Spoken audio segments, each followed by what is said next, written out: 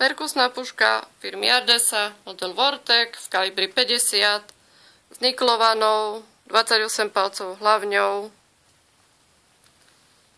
svetlovodné mieridlá, nastaviteľné,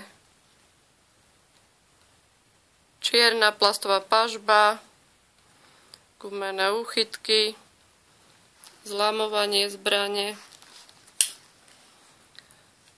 Táto zbraň využíva perkusnú zápalku číslo 209, bicí kohút, poistka, plastová pažba s obojstrannou lícnicou, zakončená gumenou bodkou. Perkusná puška firmy Ardesa, model Vortek, kaliber 50.